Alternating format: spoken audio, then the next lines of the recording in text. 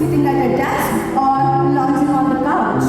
Physical activity has now become a distant memory. On the spine are academic pressures and sedentary lifestyles. Soaring stress levels leave students buried in their books.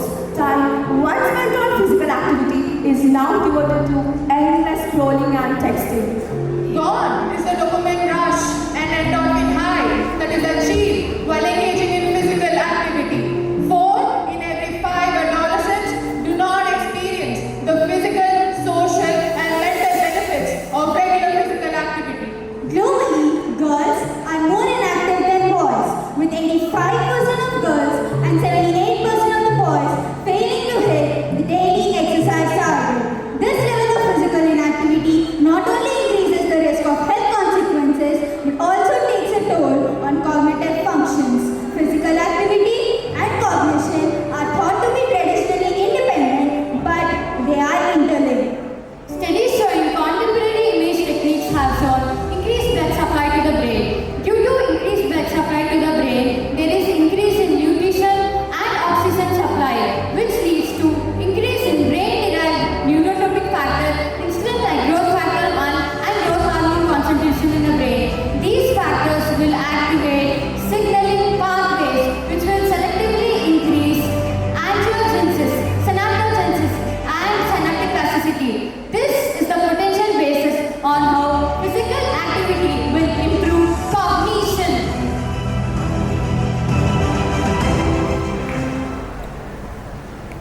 One of the most widely accepted theory is the theory of cognitive development by Jean Piaget, a Swiss psychologist who suggests that children's intelligence undergoes changes as they grow.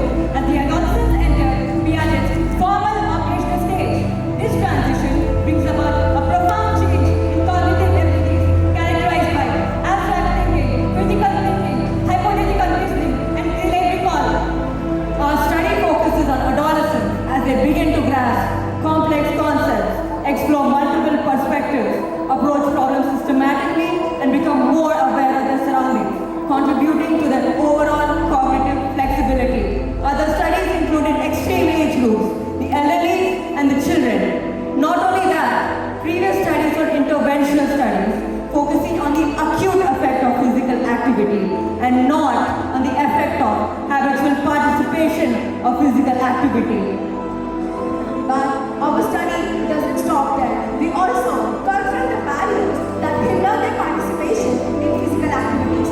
The interplay between physical activity and cognition makes our study unique. Our study aims to assess the association of physical activity and cognition and evaluation of the barriers to physical activity in high schoolers. It is an observation type of cross-sectional study where our sample size was estimated to be 384 by using the Cognition formula.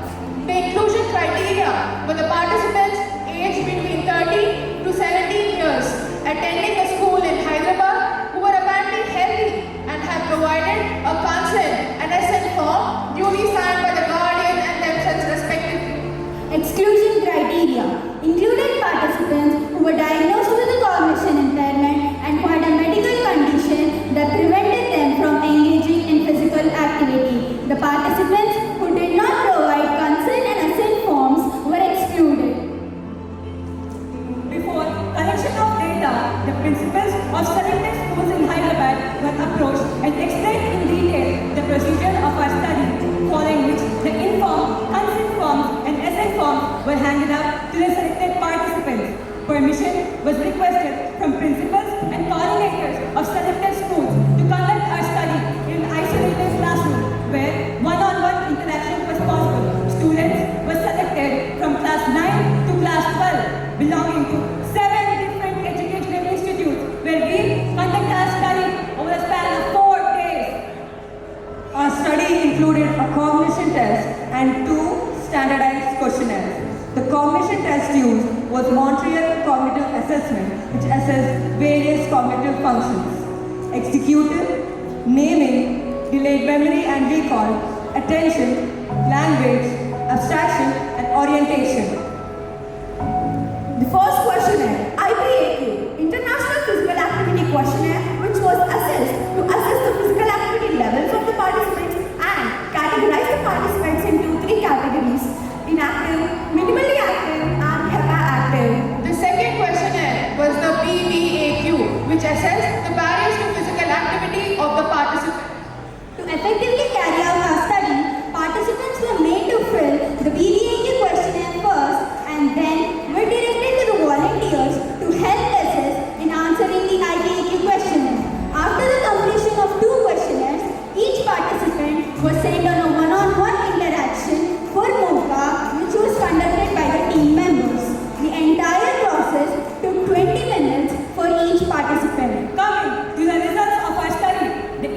group of participants who obtained the lowest IPAQ mean score also obtained the lowest MOCA mean score of 22.84 compared to the minimally active 24.07 and HEPA active 24.09. Our analysis reveals a statistically significant positive Pearson's correlation coefficient between MOCA scores and IPAQ median MET minutes across the study sample. The results suggest that individuals who are engaging in higher levels of physical activity are HEPA active and tend to have higher Montreal cognitive assessment scores. On further analysis of barriers, we found that lack of energy ranked the highest, followed by lack of time and lack of willpower. The major barriers in the inactive age group were 22% lack of energy, 21% lack of time, 20% lack of willpower, and 14% lack of resources, 5% lack of. After concluding our study, we also organized seminars and had many interactive sessions with the students. We shared our knowledge and insights regarding the importance of physical activity, its impact on personal development, and how it improves the quality of life. We were elated by the enthusiastic participation of many students in our study. This journey wasn't merely an education experience for the students. It was a profound learning experience for us as well. We not only gained valuable knowledge, but also created enduring memories that we will cherish forever. Insights gained from the study calls for practical interventions. WHO recommends a minimum 60 minutes per day of moderate to vigorous physical activity. Schools, community centers, and healthcare providers can design evidence-based programs to encourage physical activity among adolescents.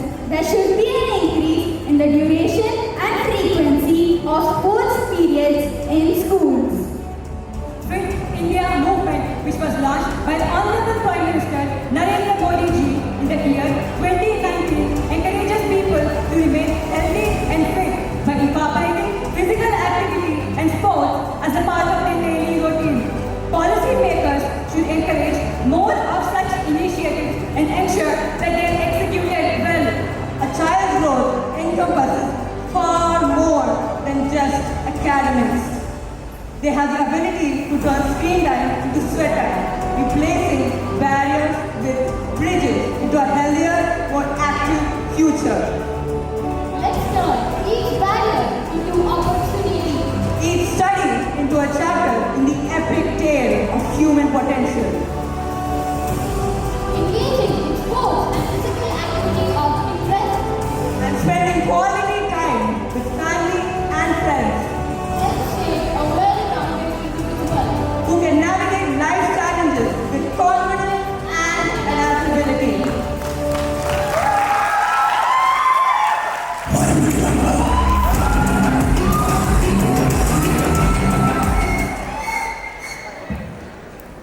So great topic and excellent presentation. So coming to my questions. So how many schools you have interviewed? You have shown. How many of them had an adequate playground for physical activity? Did you take that parameter? And how much time was allotted per day to the school children for physical activity in all the schools? That data is missing in your presentation. Thank you so much for your question, ma'am. Our study, the aim of our study was to focus on the individual's physical activity levels and not to focus on the effect of the school's resources. And that is why we wanted to take a questionnaire which suited well to the individual and not anything that affected the schools or anything the resources that had to. Yeah, got your point, but the thing is if we don't provide the facilities or the time, how is the student supposed to exercise? So that was the first comment. The second one is, after going through all this data, what do you think would be the best method to incorporate physical activity in the limited time and limited space available in the school? Thank you for the question, ma'am. There should be proper execution at the national, regional and local levels of the already existing initiatives that have been taken. But also some of the practical interventions could be promoting non-motorized form of transports like walking or bicycling to the places by ensuring it's a safe and accessible environment. Also, we could ensure that the students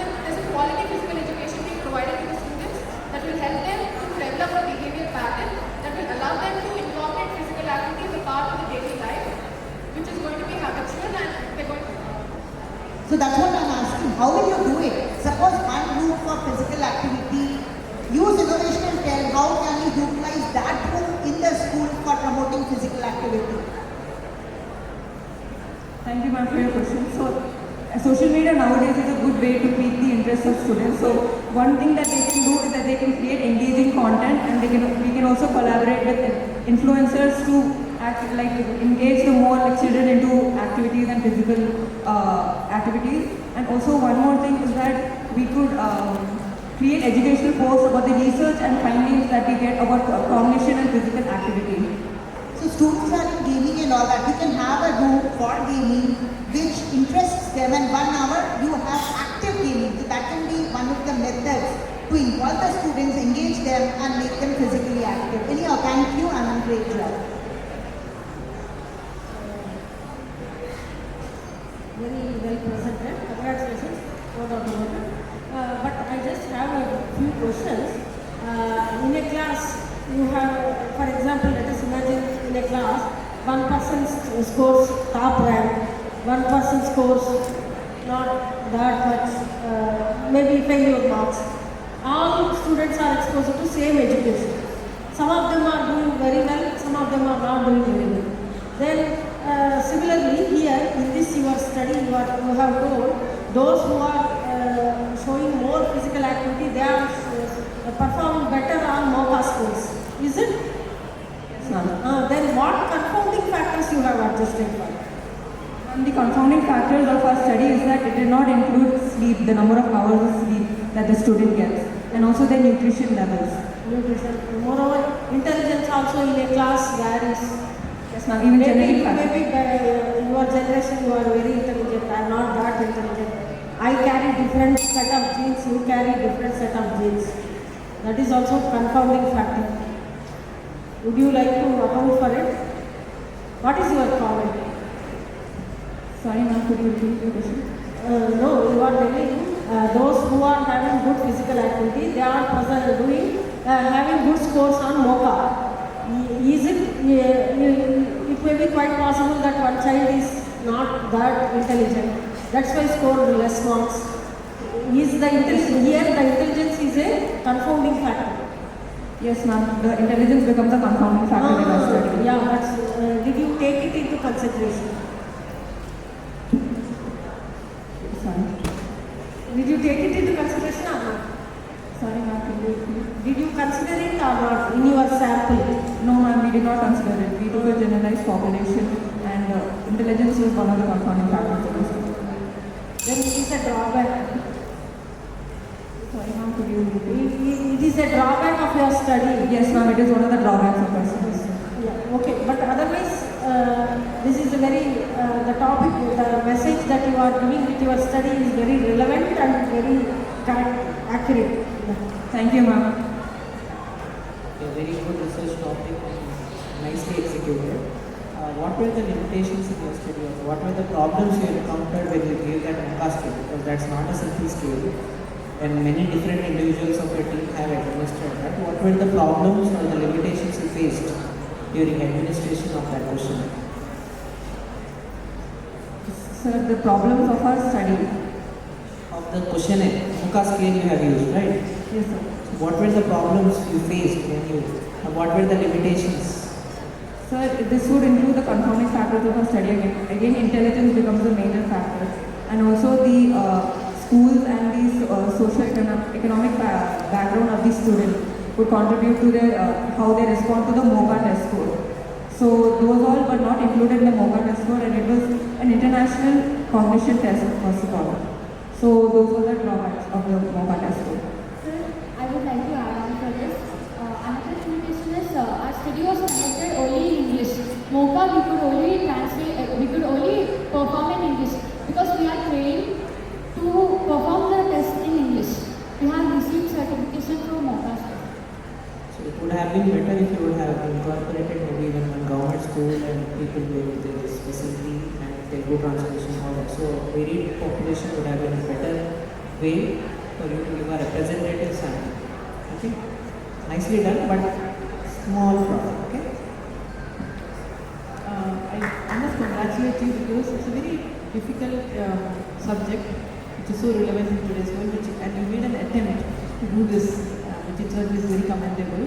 I know that there are a lot of limitations which comes with that, as they all experts mentioned. My only question would be, did you go back to the school and share your results with children and their parents, and what was their response, if you did? Ma'am, we are about to share the results after this round, but we'll definitely share with them. But during when we went to the schools, we held seminars regarding how physical activity is important to cognition, and various other seminars in many other schools, and talked to the students in one-on-one interactions. So that is what we did within the time limit.